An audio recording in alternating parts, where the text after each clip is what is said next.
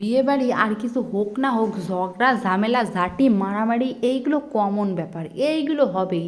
মানে বিয়েবাড়ি এইসব হতেই হবে, বিয়েবাড়ি তো এইসব ছাড়া সম্পূর্ণই না। আর খাওয়া দাওয়ার তো কোনো কথাই নাই। এত আনলিমিটেড খাওয়াবো, খাওয়ানোর পরে যদি বদনাম করে পরের দিন সকালে কীরম ঢিপন ঢিপতি হয়।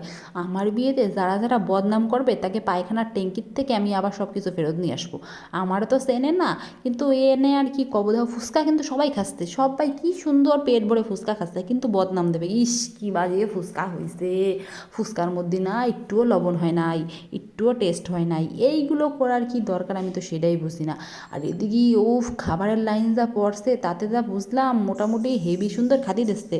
আমি তো পুরাই 3 ঘন্টা লাইনে দাঁড়াইছি, 3 ঘন্টা লাইনে দাঁড়ার পর একটা বেঞ্চ পাইছি, তাও কাকা ঝগড়া করে। তো যাই হোক, এই ঝগড়াঝাটির মধ্যে দিয়ে দিন যাপন যাচ্ছে আর কি, লাইনে দাঁড়াই, দেখা যাক কখন আমি খাতি পারি। যদি খাতি পারি অবশ্যই ভিডিও শেয়ার করে দেবো তোমাকে।